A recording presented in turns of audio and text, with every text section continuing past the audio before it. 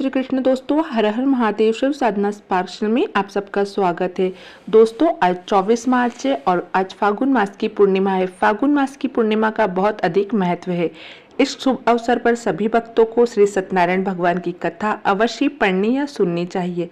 सत्यनारायण भगवान की कृपा से सभी दुख दूर हो जाते हैं और समस्त मनोकामना पूर्ण होती है। शास्त्रों में भी बताया गया है कि सत्यनारायण व्रत कथा का पाठ करने से व्यक्ति को 1000 यज्ञ करने के बराबर पुण्य फल की प्राप्ति होती है।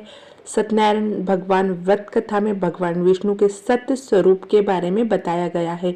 इस व्रत का पाठ करने से घर में सुख समृद्धि का वास होता है और भगवान विष्णु की कृपा बनी रहती है। आइए हम कथा शुरू करते हैं। सत्यनारायण व्रत कथा का पहला अध्याय। एक समय की बात है, नैमिषारण्य तीर्थ में शौनकादिक 88,000 ऋषियों ने श्री सूत जी से पूछा, हे प्रभु, इस कलयुग में वेद विद्या रहित मनुष्यों को प्रभु भक्ति किस प्रकार मिल सकती है तथा उनका उद्धार कैसे होगा। हे मुनि श्रेष्ठ, कोई ऐसी तप बताइए जिससे थोड़े समय ही पुण्य मिले और मनवांछित फल भी मिल जाए। इस प्रकार की कथा सुनने की हम इच्छा रखते हैं।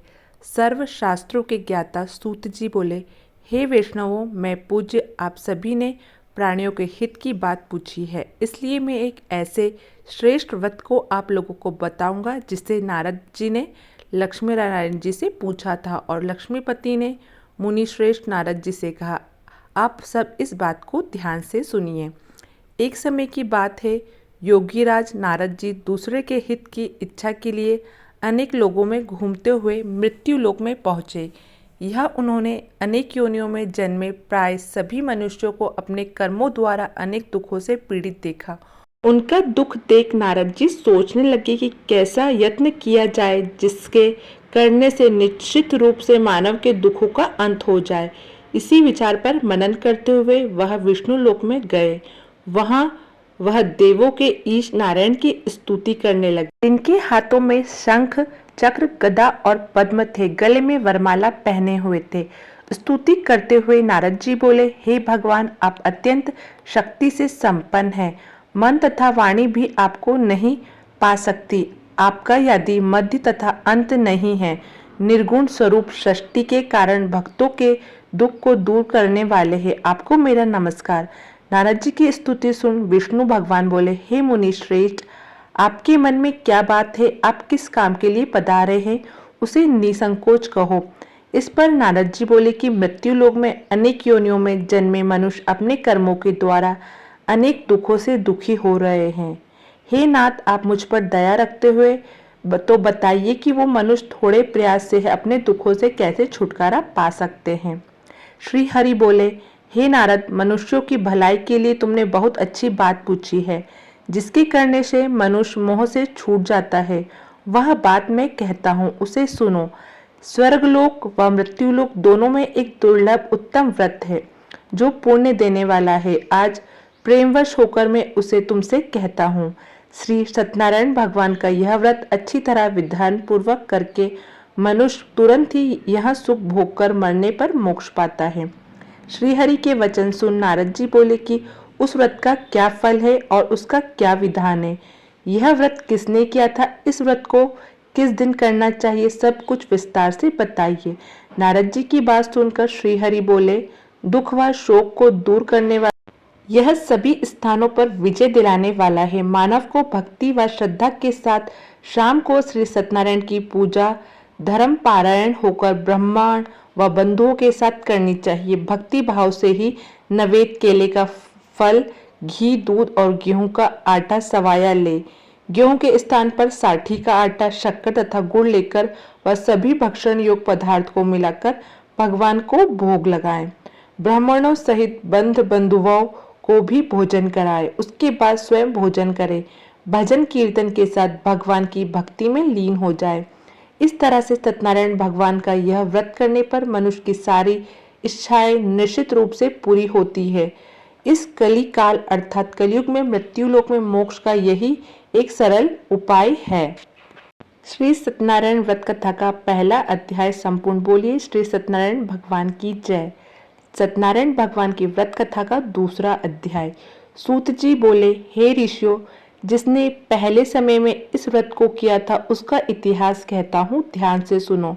सुंदर काशीपुर नगर में एक अत्यंत निर्धन ब्राह्मण रहता था। भूख प्यास से परेशान वह धरती पर घूमता रहता था।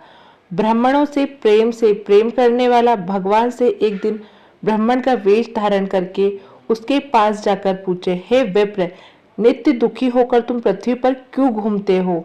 दीन ब्राह्मण बोला, मैं निर्धन ब्राह्मण हूँ, भिक्षा के लिए धरती पर घूमता हूँ। हे भगवान, यदि आप इसका कोई उपाय जानते हैं तो बताइए। व्रत ब्राह्मण कहता है कि सत्यनारायण भगवान मनवांछित फल देने वाले हैं, इसलिए तुम उनका पूजन करो। इसे करने से मनुष्य के सभी दुखों से मुक्त हो जाता है। व्रत ब्राह्मण बनकर आए सत्यनारायण भगवान उस निर्धन ब्राह्मण को व्रत का सारा विधान बताकर अंतर्ध्यान हो गए। ब्राह्मण मन ही मन सोचने लगा कि जिस व्रत ब्राह्मण करने को कह गया मैं उसे जरूर करूंगा। यह निश्चय करने के बाद उसे रात में नींद न आई। वह सवेरे उठकर सत्यनारायण भगवान के व्रत का निश्चय कर भिक्षा के लिए चला गया। उस दिन निर्धन ब्राह्मण को भिक्षा में बहुत धन मिल गया। इससे उसने बंधु बांधवों के साथ मिलकर श्री सत्यनारायण भगवान का व्रत संपन्न किया। भगवान सत्यनारायण का व्रत संपन्न करने के बाद वह निर्धन ब्राह्मण सभी दुखों से छूट गया और अनेक प्रकार की संपत्तियों से युक्त हो गया। उसी समय से यह ब्राह्मण हर माह इस व्रत को करने लगा। इस तरह से सत्यनारायण भगवान के व्रत को जो मनुष्य करेगा वह सभी प्रकार के पापों से छूटकर मोक्ष को प्राप्त होगा। जो मनुष्य इस व्रत को करेगा वह भी सभी दुखों से मुक्त हो जाएगा। सूत जी बोले कि इस तरह से नारद जी से नारायण जी का कहा हुआ श्री सत्यनारायण व्रत को मैंने तुमसे कहा। हे विप्रो, मैं अब और क्या कहूँ?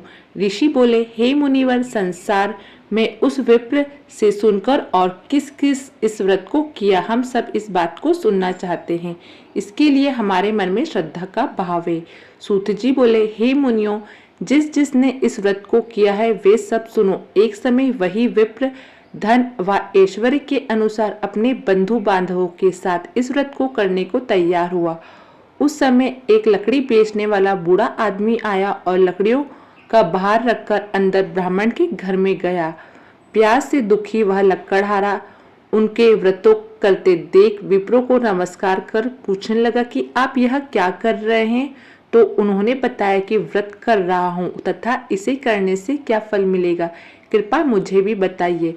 ब्राह्मण ने कहा कि सब मनोकामनाओं को पूरा करने वाला यह सत्यनारायण भगवान का व्रत है। इनकी कृपा से ही मेरे घर में धन्य दान आदि की वृद्धि हुई है। विप्र से सत्यनारायण व्रत या के बारे में जानकर लक्कड़हारा बहुत प्रसन्न हुआ। चरना अमृत लेकर वह प्रसाद खाने के बाद वह अपने घर गया। लक्कड़हारे ने अपने मन में संकल्प किया कि आज लकड़ी बेचने से जो धन मिलेगा उसी से श्री सत्यनारायण भगवान का उत्तम व्रत करूंगा।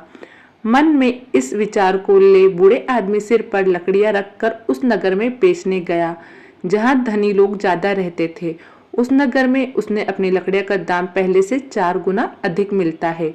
बूढ़ा प्रसन्नता के साथ दाम लेकर केले, शक्कर, घी, दूध, दही और गेहूं का आटा ले और सत्यनारायण भगवान के व्रत की अन्य सामग्री लेकर अपने घर गया। वह उसने अपने बंधु बांधवों को बुलाकर विधि विधान से सत्यनारायण भगवान का पूजन और व्रत किया। इस व्रत के प्रभाव से वह बूढ़ा लक्कड़हारा धन, पुत्र आदि से युक्त होकर संसार के समस्त सुख को भोगते हुए अंत में बैकुंठ धाम को चला गया। श्री सत्यनारायण व्रत कथा का दूसरा अध्याय संपूर्ण। बोलो श्री सत्यनारायण भगवान की जय। सत्यनारायण भगवान व्रत कथा का तीसरा अध्याय। सूत जी बोले, हे श्रेष्ठ मुनि, अब आगे की कथा कहता हूँ। पहले समय में उल्कामुख नाम का एक बुद्धिमान राजा था। वह सत्यवक्ता और जितेंद्र इंद्रिय था। प्रतिदिन देव स्थानों पर जाता और निर्धन को धन देकर अनेक कष्ट दूर करता था। उसकी पत्नी कमल के समान मुख वाली तथा सती साध्वी थी। भद्रशाली नदी के तट पर उन दोनों ने श्री सत्यनारायण भगवान का व्रत किया। उसी समय साधु का एक वेश आया। उसके पास व्यापार करने के लिए बहुत सा धन भी था। राजा को व्रत करते देखकर वह विनय के साथ पूछने लगा, हे राजन, भक्ति भाव से परिपूर्ण होकर आप यह क्या कर रहे हैं? मैं सुनने की इच्छा रखता हूँ, तो आप मुझे बताइए। राजा बोले, हे साधु, अपने बंधु बांधवों के साथ पुत्र आदि की प्राप्ति के लिए एक महाशक्तिमान श्री सत्यनारायण भगवान का व्रत व पूजन कर रहा हूँ। राजा के वचन सुन साधु आदर से बोला, हे राजन, मुझे इस व्रत का सारा विधान कहिए। आपके कथानुसार मैं भी इस व्रत को करूँगा। मेरी भी संतान नहीं है और इस व्रत को करने से निश्चित रूप से मुझे संतान की प्राप्ति होगी।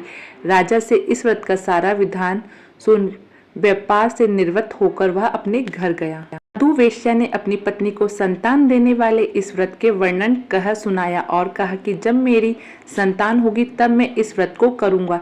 साधु ने इस तरह के वचन अपनी पत्नी लीलावती से कहे। एक दिन लीलावती पति के साथ आनंदित हो संस्कारिक धर्म में प्रवृत्त होकर सत्यनारायण भगवान की कृपा से गर्भवती हो गई। 10वें महीने में उसके गर्भ में एक सुंदर कन्या ने जन्म लिया। दिनों दिन वह ऐसे बढ़ने लगी जैसे कि शुक्ल पक्ष का चंद्रमा बढ़ता है। माता पिता ने अपनी कन्या का नाम कलावती रखा। एक दिन लीलावती ने मीठे शब्दों में अपने पति को याद दिलाया कि आपने सत्यनारायण भगवान के जिस व्रत को करने का संकल्प लिया था उसे करने का समय आ गया है, आप इस व्रत को करिए। साधु बोले कि हे प्रिय, इस व्रत को मैं उसके विवाह पर करूंगा। इस प्रकार अपनी पत्नी को आश्वासन देकर वह नगर को चल गया। कलावती पिता के घर में रह वृद्धि को प्राप्त हो गई। साधु ने एक बार नगर में अपनी कन्या को सखियों के साथ देखा तो तुरंत ही दूत को बुलाया और कहा कि मेरी कन्या के योग वक्त देखकर आओ। साधु की बात सुनकर दूत कंचन नगर में पहुंचा और वहां देखकर लड़की के सुयोग वर्णिक पुत्र को ले आया। सुयोग लड़के को देख साधु ने बंधु बांधवों को बुलाया, अपनी पुत्री का विवाह करा दिया। लेकिन दुर्भाग्य की बात है कि ये साधु अभी भी श्री सत्यनारायण भगवान का व्रत नहीं किया। इस पर श्री भगवान क्रोधित हो गए और श्राप दिया कि साधु को अत्यधिक दुख मिले। अपने कार्य में कुशल साधु बनिया जमाई को लेकर समुद्र के पास स्थित होकर रत्नसारपुर नगर में आया। वहां जाकर दामाद ससुर दोनों मिलकर चंद्रकेतु राजा के नगर में व्यापार करने लगे। एक दिन भगवान सत्यनारायण की माया से एक चोर राजा का धन चुराकर भाग रहा था। उसने राजा के सिपाहियों को अपना पीछा करते देख चुराया हुआ धन वहां रख दिया जहां साधु अपने जमाई के साथ ठहरा हुआ था। राजा के सिपाहियों ने साधु वेश्या के पास जाकर राजा का धन पड़ा देखा तो वह ससुर जमाई दोनों को बांधकर प्रसन्नता से राजा के पास ले आया और कहा कि उन दोनों ने चोरों को हम पकड़ लाए हैं, आप आगे की कार्रवाई की आज्ञा दें।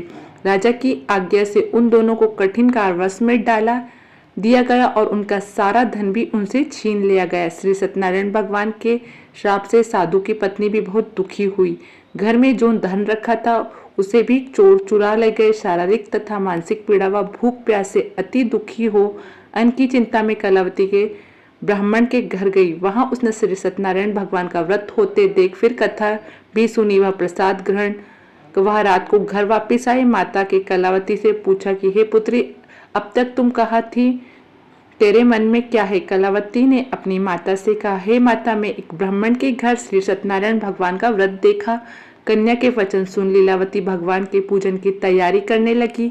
लीलावती ने अपने परिवार व बंधुओं सहित सत्यनारायण भगवान का पूजन किया और उसने वर मांगा कि मेरे पति तथा जमाई शीघ्र घर आ जाए। साथ ही यह भी प्रार्थना की कि हम सबका अपराध क्षमा करें। श्री सत्यनारायण भगवान इस व्रत से संतुष्ट हो गए और राजा चंद्रकेतु को सपने में दर्शन दे कहा कि हे राजन, तुम उन दोनों वेश्याओं को छोड़ दो और तुमने उनका जो धन लिया है उसे वापस कर दो। अगर ऐसा नहीं किया तो मैं तुम्हारे धन, राज्य व संतान सभी को नष्ट कर दूंगा। राजा को यह सब कहकर वह अंतर्धान हो गए। प्रातःकाल सभा में राजा ने अपना सपना सुना, फिर बोले कि वर्णित पुत्रों को कैद से मुक्त कर दो, सभा में लाओ। दोनों ने आते ही राजा को प्रणाम किया। राजा मीठी वाणी में बोले, हे महानुभाव, भाग्यवश ऐसा कठिन दुख तुम्हें प्राप्त हुआ है, लेकिन तुम्हें कोई भय नहीं है। ऐसा कह राजा ने उन दोनों के नए वस्त्र आभूषण भी पहनाए और जितना धन उनका लिया था उसको दुगना वापस कर दिया। दोनों वेश्य अपने घर को चल दिए। श्री सत्यनारायण व्रत कथा का 3रा अध्याय समाप्त हुआ। बोलिए श्री सत्यनारायण भगवान की जय। सत्यनारायण भगवान की व्रत कथा का 4था अध्याय। सूत जी बोले, वैश्य ने मंगलाचर कर अपनी यात्रा आरंभ की और अपने नगर की ओर चल दिए। उनके थोड़ी दूर जाने पर एक दंडी वेशधारी श्री सत्यनारायण भगवान ने उनसे पूछा, हे साधु, तेरी नाव में क्या है? अभिवाणी वाणिक हंसते हुए बोला, हे दंडी, आप क्यों पूछते हो? क्या धन लेने की इच्छा है? मेरी नाव में तो बेल व पत्ते भरे हुए हैं। वैश्य के कठोर वचन सुन भगवान बोले, तुम्हारे वचन सत्य हो। दंडी ऐसे वचन कहे वहां से दूर चले गए। कुछ दूर जाकर समुद्र के किनारे बैठ गए। दंडी के जाने के बाद साधु वेश्या ने नित्य पश्चात नाव को ऊंची उठाते देखकर अचंभा माना और नाव में बेल पत्ते आदि देख वह मूर्छित हो जमीन पर गिर पड़ा। मूर्छा खुलने पर वह अत्यंत शोक में डूब गया। तब उसका दामाद बोला कि आप शोक न मनाएं, यह दंडी का श्राप है, इसलिए हमें उनकी शरण में जाना चाहिए, तभी हमारी मनोकामना पूरी होगी। दामाद की बात सुनकर वह दंडी के पास पहुंचा और अत्यंत भक्ति भाव से नमस्कार करके बोला, मैंने आपसे जो असत्य वचन कहे थे उनके लिए मुझे क्षमा दे। ऐसा कहकर महान शोकातुर हो रोने लगा। तब दंडी भगवान बोले, हे वणिक पुत्र, मेरी आज्ञा से बार बार तुम्हें दुख प्राप्त हुआ, तू मेरी पूजा से विमुख हुआ। साधु बोले, हे भगवान, आपकी माया से ब्रह्मा आदि देवता भी आपके रूपों को नहीं जानते, तब मैं अज्ञानी कैसे जान सकता हूँ? आप प्रसन्न होइए, अब मैं सामर्थ्य के अनुसार आपकी पूजा करूंगा। मेरी रक्षा करो और पहले के समान नौका में धन भर दो। साधु वेश्या के भक्ति पूर्वक वचन सुनकर भगवान प्रसन्न हो गए और इसकी इच्छा अनुसार वरदान देकर अंतर्धान हो गए। ससुर जमाई जब नाव पर आए तो नाव धन से भरी हुई थी। फिर वही अपने अन्य साथियों के साथ सत्यनारायण भगवान का पूजन कर अपने नगर को चल दिया। जब नगर के नजदीक पहुंचे तो दूत को घर पर खबर करने के लिए भेज दिया। दूत साधु की पत्नी को प्रणाम कर कहता है कि मालिक अपने दामाद सहित नगर के निकट आ गए हैं। दूत की बात सुन साधु की पत्नी लीलावती ने बड़े हर्ष के साथ सत्यनारायण भगवान का पूजन कर अपनी पुत्री कलावती से कहा, मैं अपनी पति के दर्शन को जाती हूँ, तू कार्य पूर्ण कर शीघ्र आ जा। माता के ऐसे वचन सुन कलावती जल्दी में प्रसाद छोड़ अपने पति के पास चली गई। प्रसाद की अवज्ञा के कारण श्री सत्यनारायण भगवान रुष्ट हो गए और नाव सहित उसके पति को पानी में डुबा दिया। कलावती अपने पति को वहां ना पाकर रोती हुई जमीन पर गिर गई। नौका को डूबा हुआ देख व कन्या को रोता देख साधु दुखी होकर बोले कि हे प्रभु, मुझसे तथा मेरे परिवार से जो भूल हुई है उसे क्षमा करे। साधु के दीन वचन सुनकर श्री सत्यनारायण भगवान प्रसन्न हो गए और आकाशवाणी हुई, हे साधु, तेरी कन्या मेरा प्रसाद को छोड़कर आई है, इसलिए उसका पति अदृश्य हो गया है। यदि वह जाकर प्रसाद खाकर लौट आती है तो इसे इसका पति अवश्य मिलेगा। ऐसी आकाशवाणी सुन कलावती घर पहुंचकर प्रसाद खाती है और फिर आकर अपने पति के दर्शन करती है। उसके बाद साधु अपने बांध बंधुओं सहित सत्यनारायण भगवान का विधि विधान से पूजा करता है। इस लोक का सुख भोग वह अंत में स्वर्ग को जाता है। श्री सत्यनारायण व्रत कथा का चौथा अध्याय संपूर्ण हुआ। बोलो श्री सत्यनारायण भगवान की जय। सत्यनारायण भगवान की व्रत कथा का 5वां अध्याय। सूत जी बोले, हे ऋषियों, मैं और भी एक कथा सुनाता हूँ, उसे भी ध्यान पूर्वक सुनो। प्रजापालन में लीन तुंगध्वज नाम का एक राजा था। उसने भी भगवान का प्रसाद त्याग कर बहुत ही दुख सहन किया। एक बार वन में जाकर वन पशुओं को मारकर वह बड़ के पेड़ के नीचे आया। वह उसने गोलोक की भक्ति भाव से अपने बंधुओं सहित सत्यनारायण भगवान का पूजन करते देखा। अभिमानवश राजा ने उन्हें देखकर भी पूजा स्थान में नहीं गया और न ही उसने भगवान को नमस्कार किया। ग्वालों ने राजा को प्रसाद दिया, लेकिन उसने वह प्रसाद नहीं खाया और प्रसाद को वहीं छोड़कर अपने नगर को चला गया। जब वह नगर में पहुंचा तो वहां सब कुछ तहस नहस हुआ पाया तो वह शीघ्र ही समझ गया यह सब भगवान ने ही किया है। वह दोबारा गवलों के पास पहुंचा और विधि पूर्वक पूजा करके प्रसाद खाया तो श्री सत्यनारायण भगवान की कृपा से सब कुछ पहले जैसा हो गया। दीर्घकाल तक सुख भोगने के बाद मरने उपरांत उसे स्वर्गलोक की प्राप्ति हुई। जो मनुष्य परम दुर्लभ इस व्रत को करेगा तो भगवान सत्यनारायण की अनुकंपा से उसे धन्य धन की प्राप्ति होगी। निर्धन धनी हो जाता है और भयमुक्त हो जीवन जीता है। संतानहीन मनुष्य को संतान सुख मिलता है और सारे मनोरथ पूर्ण होने पर मानव अंत काल में बैकुंठ धाम को जाता है। सूत जी बोले, जिन्होंने पहले इस व्रत को किया अब उनके दूसरे जन्म की कथा सुनाता हूँ। व्रत शतानंद ब्राह्मण ने सुदामा का जन्म लेकर मोक्ष की प्राप्ति की। लक्कड़हारे ने अगले जन्म में निषाद बनकर मोक्ष प्राप्त किया। उल्कामुख नामक राजा दशरथ होकर बैकुंठ गए। साधु नाम के वैश्य ने मोरध्वज बनकर अपने पुत्र को आरे से चीरकर मोक्ष पाया।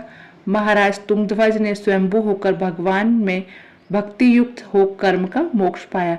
श्री सत्यनारायण भगवान का 5वां अध्याय संपूर्ण। बोलिए श्री सत्यनारायण भगवान की जय। आपको वीडियो अच्छी लगी तो वीडियो को लाइक शेयर सब्सक्राइब जरूर करिए।